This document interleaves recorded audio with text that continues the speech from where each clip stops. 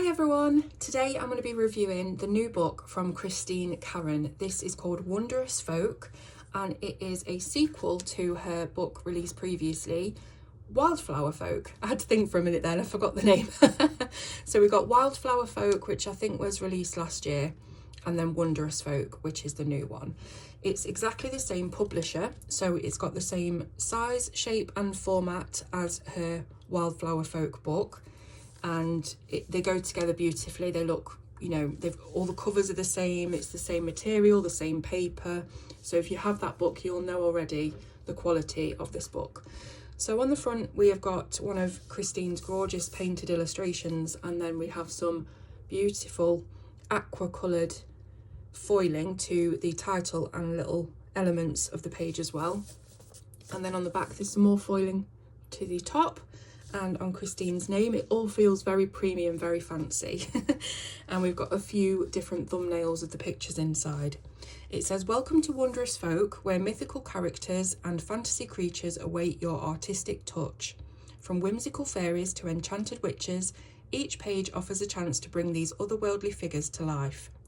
Enjoy hours of peaceful relaxation as you colour 50 beloved illustrations by Karron, plus 4 exclusive new designs created just for this book.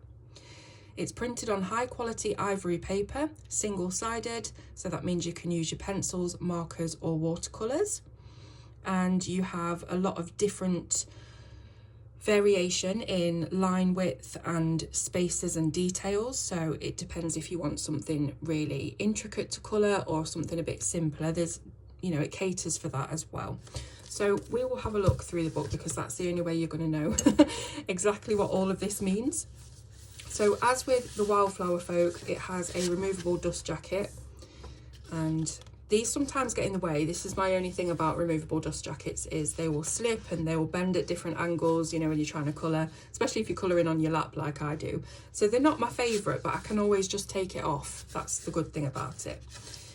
It says, "Nourish your creative heart, making magic with the Wondrous Folk." And it's this gorgeous, it sort of feels, it's very textured, this removable cover. I'm trying to think of the word to describe it. It's pitted, it looks and feels pitted, so it's got a nice texture to it. And it's the same publisher as the Jasmine Beckett Griffith books, so if you've again got those, you'll probably know what I mean. So here's the title page, again with something you can colour if you wish to. We have all of the copyright information on this side, and then we have the welcome note from Christine. "Given the success of my previously published colouring book, for which I received tons of positive feedback and requests for more books like Wildflower Folk, the decision to put together another colouring book was not a hard one. Let me present to you this magical Wondrous Folk colouring book featuring 50 of my most popular and beloved illustrations, plus 4 new exclusive illustrations that are called Christmas Joy, Marigold, Wind of Change and Witch's Magic, that she drew specifically for this book." So it's all about fae and fantasy realm inspired close-up portrait illustrations. So we've mainly got females in the book, but there are a few male characters. And then she talks about how she's always been fascinated with drawing faces, and she's excited for you to get going with the book. So here we are, straight into the first illustration. This one's called Among Dragons. Now, as mentioned on the blurb and in that intro note, most of these illustrations are ones you will have seen from Christine in the past. So she will maybe have these for sale as individual pages on her Etsy, I'm not sure, but they're not brand new. There are only 4 illustrations in this book that are brand new. So it's more like a collection of some of her favourite work. And then you've got the 4 exclusive ones for the book. So this one is obviously full of dragons, and it's just, I love the way that she creates her portraits. They've got a depth to them, you know, they've really got their own personality and their own character, and it's all in the eyes, I think. She's really, really clever at drawing very emotive eyes, and that's what really draws me about Christine's work. So yeah, lots of dragons.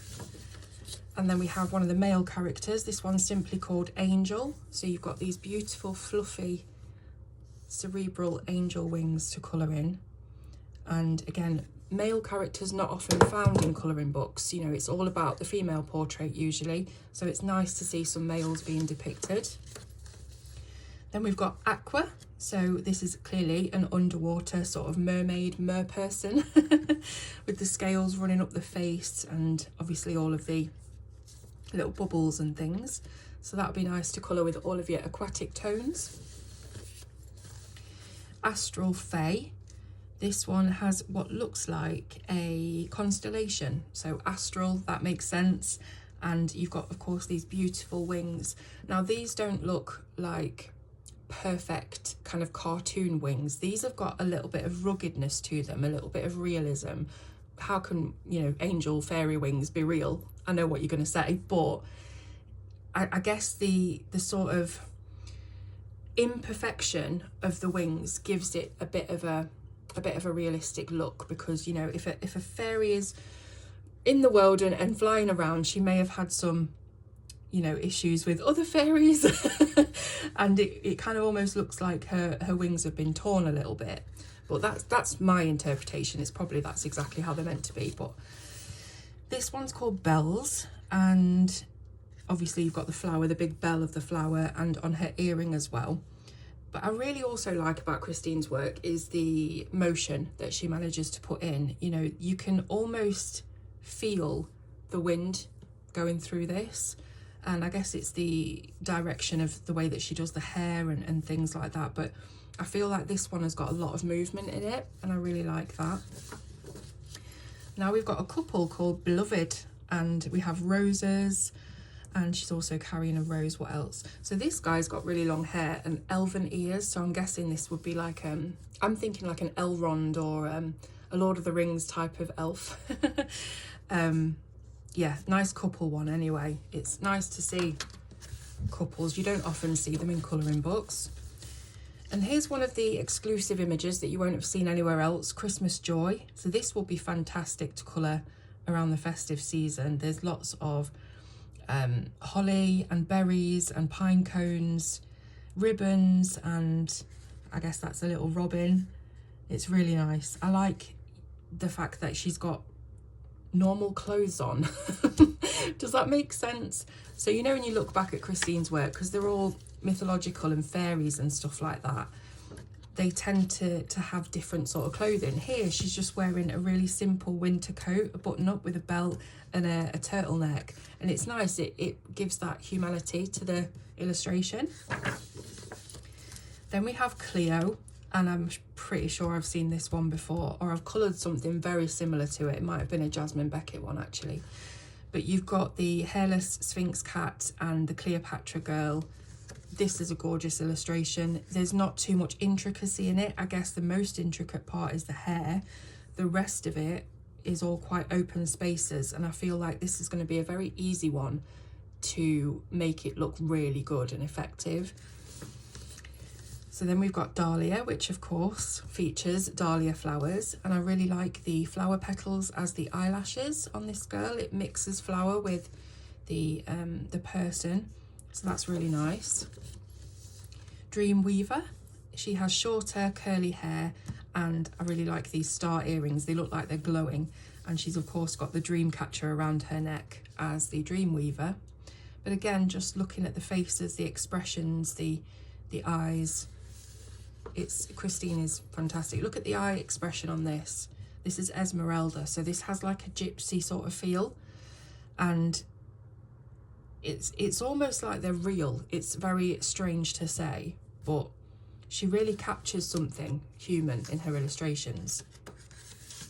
And if not human, then, you know, fairy and that kind of thing. She captures something real, let's say.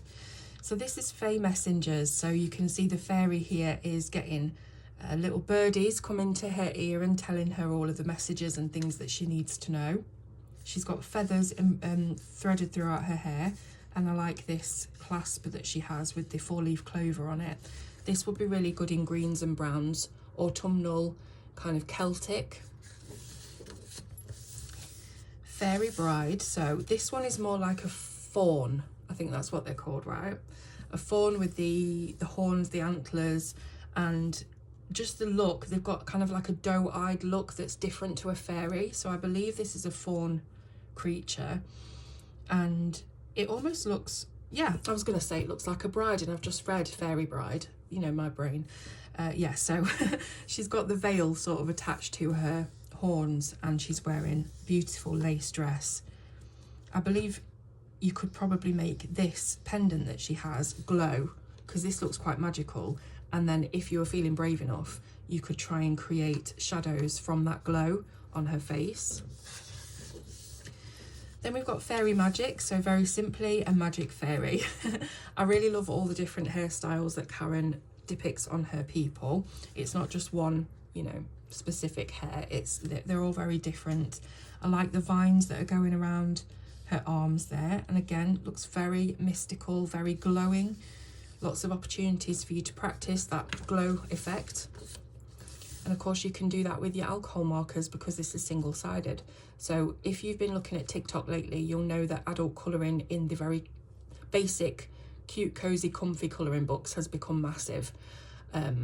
It's quite funny because I'll go on sometimes and I'll be looking through and I'll comment on something, and it's a completely different side of colouring. No one knows who I am. No one knows Colour with Claire, because this is like a brand new phenomenon, and I'm sort of like old school. No one knows about me there. So it's quite cool to just go on, and sometimes I can give advice and sometimes I can tell how brilliantly they've done and stuff like that. But anyway, the point I was trying to make is, because this is single-sided, if you see any of those glowing techniques on TikTok or Instagram that people do in the cute and cozy colouring books, you may be able to then transfer that to this book, because you don't have to worry about ruining an image on the other side.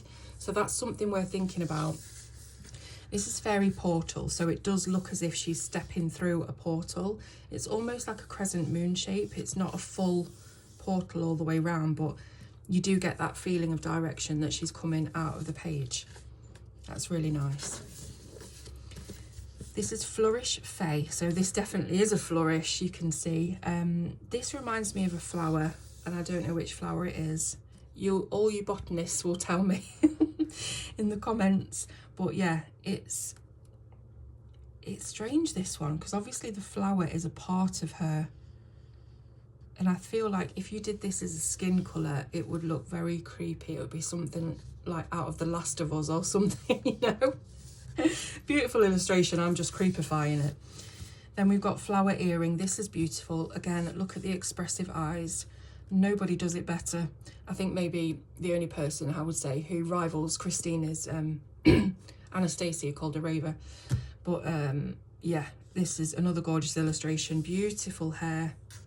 Just giving you a bit of something simpler to do hair-wise if you didn't want to do all the curls and ringlets and stuff like that. And just the simplicity of the flower earring on this. It's a simple one, it's basic, but it's gorgeous. Free Falling, so again with the movement and motion Christine's managed to capture in her illustrations. This is very interesting though. I'm trying to figure out the clothing that she's wearing. It's almost like fur, like a fur corset type thing that's cut out in various strange places, and then a gorgeous tulle dress. Tulle, is that what you call it? So you're good on practicing your see-through things on this one, I suppose, because you can still see her legs underneath, so it is transparent or translucent fabric. And again, just falling back on the wings. Yeah, there's a lot going on in that one, I think, when you come in to think about how you're going to colour it. This is beautiful. Again, those eyes just draw you in. And this one's called Frost, so you've got the kind of icicle look around here. And this, I think, you've got to go with your blues, your purples, haven't you? Just to make it look really cold and frosty. Genie, this was one that I was going to colour, and I was battling between a few of them in this book, actually, for which one I wanted to colour first, and this was one of them. So I love this. It really gives that whole Aladdin vibe. Yeah, I can't wait to colour this. I'm seeing aquamarine and gold. Yeah, I can't wait to colour it. Grace Fairy has a bit more detail going on. These are the kind of things that scare me a little, is when you get a very dense area of plants or leaves, you know, and you're not sure how to colour them to make bits of them stand out and then bits of them melt away into the background. So I don't know, I'll be interested to see how people colour this one. Then we have hydrangea. I love hydrangeas. I wish I could get a hydrangea plant in my garden, but I've got no soil. Everything in my garden is either concrete, slate, or fake grass or decking. I've got no mud. Maybe I could get a little one, but then it'd soon outgrow the pot, I think. Anyway, going off on a tangent again. Beautiful, soft and delicate illustration, this one. Really nice. And obviously with Christine's work, you also get all of that helpful shading. So it's not too dark. It's not really a grayscale in the true sense of the word, but you do get a lot of shading to help you place all of those things. Now here's the one that I've coloured. So this is Jewel Thief. Now apologies for the little bits of pigment that I've sort of spread across the page with my hand as I was colouring this. If you've seen this already on my Instagram, you'll know that I just deleted this background and put a white background in because you can't see any of that. But that's the only difference that I made to the picture, because I didn't want to try and erase all of this because it's so close to the black and I know I'm going to end up smudging it. But anyway, what do you reckon? This was really, really fun to do. I used Prismas and luminance on this. Yeah, I think so. And I was looking at Christine's original painting or coloured pencil work of this, and I really wanted to try and take some inspiration from that. So I looked at the placement of the shadows and highlights on the face. I looked at the colour of the hair, and whilst it's not the same, I wanted that sort of very cool blonde look. And then the lace as well. I really wanted to find out how Christine had managed to do the transparent lace effect on the sleeves and the collar. So I sort of had a look at that and tried to create it in my own way. Now with the hair, there's quite a few different tones in this. So I was using luminance, and I think I used the raw sienna or brown sienna, burnt sienna, something like that. And then at the very end, I decided I wanted a little bit more of a kind of reflective colour in this. So I added in a little bit of Herculaneum red. That's the strangest name for a pencil, but that's what I used. So just throughout, you will see little pops of this Herculaneum red, which I guess you wouldn't really find in blonde hair, but then, you know, you never know. It works, and it helped it pop a little bit more.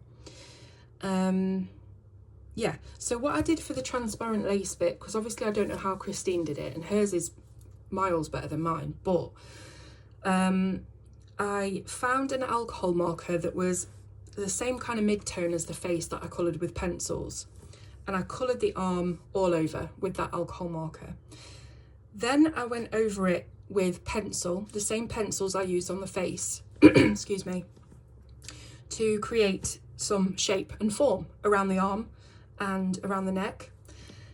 And then after that, it was all very red and blaring and bright, so I went over it with a grey alcohol marker, and that toned down all of the redness that was in the pencil layers and the alcohol marker layer that I put underneath. So that toned it down.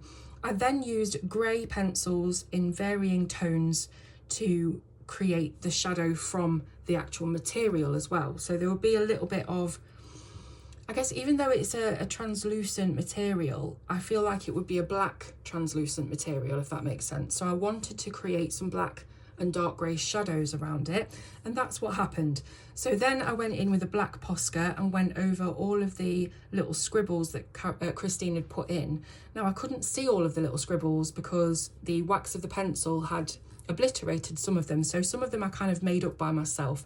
I then went in with a bit of gold Posca because I wanted to add a bit of sparkle to this lace. You know, sometimes when you were little, you would get some tights that had sparkly threads running all the way through. That's the kind of thing that I wanted to create with this. Then it was very simple. I do try and keep my colour palette quite limited and cohesive.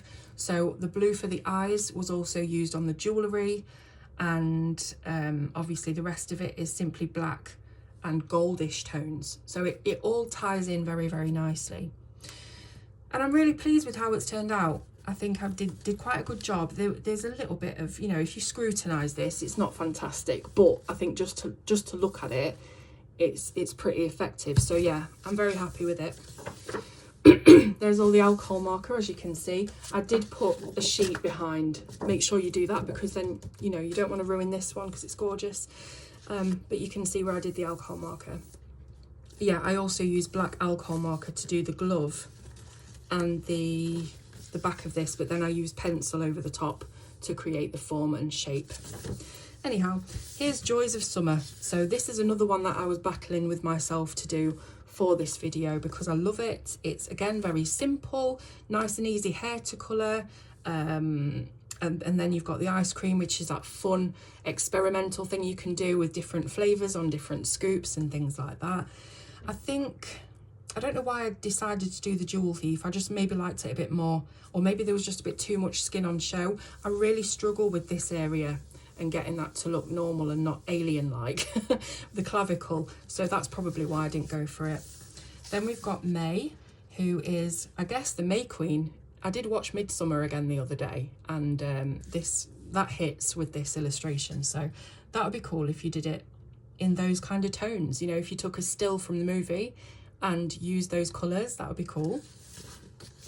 This is so cute, Marigold. This is one of the new ones, right? I think so. And yeah, there's a bit more youth about this. She has plumper cheeks and freckles, and there's more youth about it. And I love that. I love whatever this clothing is. I can't figure it out. I don't know whether this is going to be her skin. I think it must, because I can see the clavicle here. And then it's sort of like roped across. It's stunning. And then not to mention the hair. Look at all of these beautiful twisted braids, and they all come up to the top of her head and they're fixed with a marigold flower. It's gorgeous. This is absolutely beautiful. Mermaid's Heart. So again, we're underwater. We've got the motion of the ocean in her hair and lots of fish swimming around. Message in a Bottle. I've seen this one before, I'm sure I have. So this is one of those weird fish. What are they called? The light bulb fish or something that you find in really deep sea. So he's actually helping the mermaid read her message. He says, come on, I'll put light on for you. You can read your message. Then we've got Midnight Enchantress. So she looks a little bit more mystical, mysterious, a little bit melancholy. That was a good alliteration, wasn't it? She's got sort of like wizened, very skinny fingers, and she looks quite gaunt, doesn't she? Midnight Enchantress says to me that she might be a little bit on the black magic side. Maybe not, but I think that's something you could do quite easily with this illustration, is go a little bit dark with it. Yeah, there's just something about her. Gives me the creeps in a good way. This is Mona, and I'm just trying to figure this one out. So she's wearing some crazy, I don't know, is this a flower or is it wings? Because it looks like this is what she's wearing, but then are these wings separate? It's really difficult to distinguish what's going on here. But again, beautiful hair. Got more of a side portrait this time. So something different for you to practice when you're doing your skin. This is gorgeous. Nala. How stunning. I'm sure I've seen this one coloured by Christine as well. Christine is not just a fantastic drawing artist, she is incredibly talented at colouring and watercolour and different skin tones, magical, mystical kind of pink and green and aqua and purple skin tones and stuff. She's fantastic. The only thing that would scare me a little on this is the hair, because I'm not sure how I would do it. I guess I'll put the darker tones of the hair where all the shading is, obviously, and then lighter tones where the paper is just on its own. But I don't know if I could make that look like hair or whether it would just look very strange. I'd have to give it a go, because this is maybe one of my favourite illustrations from the whole book, actually. Yeah, beautiful. Nixie is another underwater mermaid, fairy, princess, whatever you want to call her. She's got all of the starfish and shells, creating a crown on her head, lots and lots of pearls to colour. And I love this pose as well, you know, leaning forward. It's a bit different to most poses that we see in colouring books.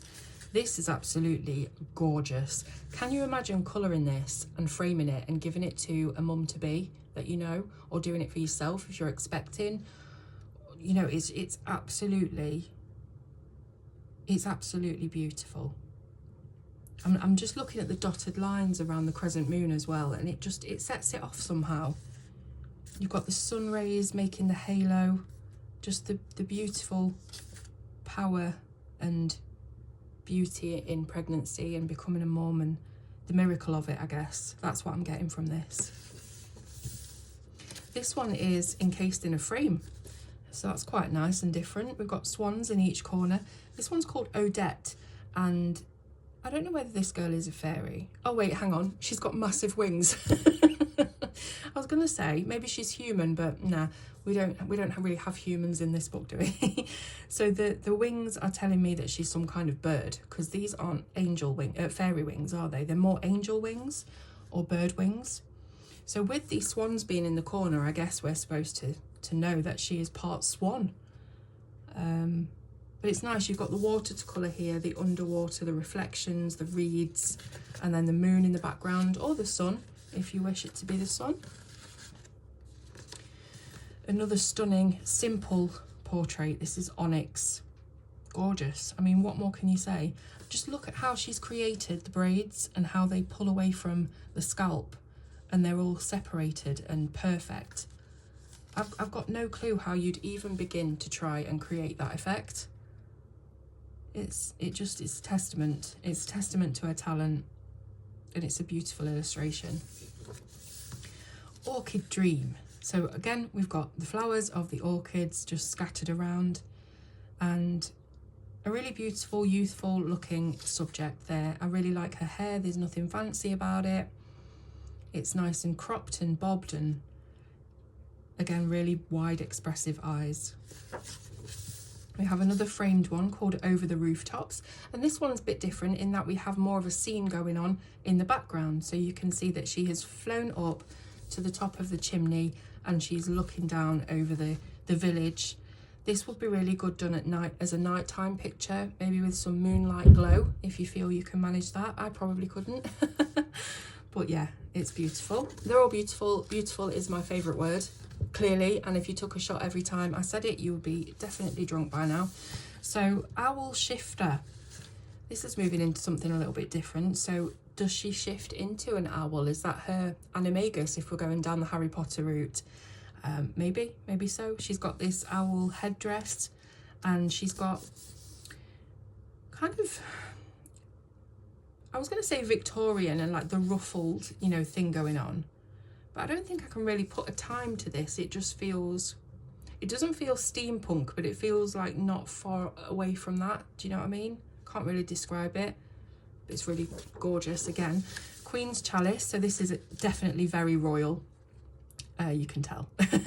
You've got the cape and the chalice and the crown and all of the jewels. And this kind of reminds me of royalty, but a long time ago. You know, if you were watching maybe, what's that program I've finished watching? Oh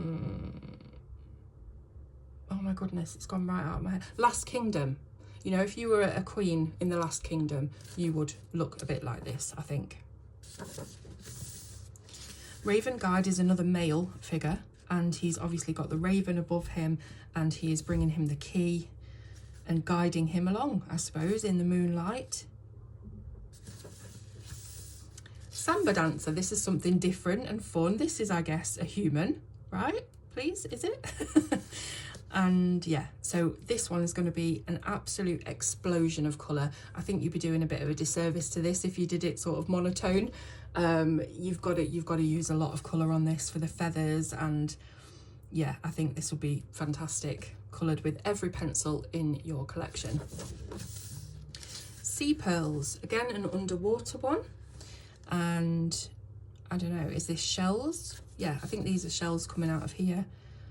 And yeah, another mermaid. I like this sort of lace. It almost reminds me of net. So maybe she's sort of scavenged some fisherman's net and made her own accessories out of it. We've got Snowy Trail, which is another Christmassy one. Again, very different, you know, from what we've seen. We've had all mystical creatures. This seems definitely more human and set in winter. I love that you've got the dog and the cat and the deer in the distance. I love the whole thing. I really do. Then we have Steampunk Huntress. So this one is definitely a lot more grayscale. You do have that steampunk, obviously, influence in this. You've got all of the cogs and you've got all of the steampunk clothing, the belts, the buckles, the machinery, clocks and cogs and all that kind of stuff. I really like the bow as well. This is an animatronic hand, I've just realised. So this is a normal human arm or fairy arm, and this is completely mechanical. So that is very, very cool. And then you've got obviously the owl on the shoulder, the goggles. This is another one that I think I will definitely be colouring at some point in the future because I really like that aesthetic. Then we have Stella. So very simply just Stella, and she's surrounded by stars and starlight. So that goes with the name, I guess. Again, a lot of opportunity to create glowing stars. Yeah, lovely. Strawberry Dream is another beautiful illustration. I really like the ones that are captured in a frame. I say that on every book that I do. I just really like it. And I like that she's kind of coming out of the frame as well. It just gives it a bit more of a dynamic feel. So she has a dress that is the pattern of the strawberry skin, and we have strawberry cake and strawberry ice cream, and of course just some strawberry plants everywhere. This again will be lovely. I can see a lot of red, green and cream on this. I think that would be the best colour combo to choose. Then we've got a sugar skull. So this is it Cinco de Mayo, Day of the Dead?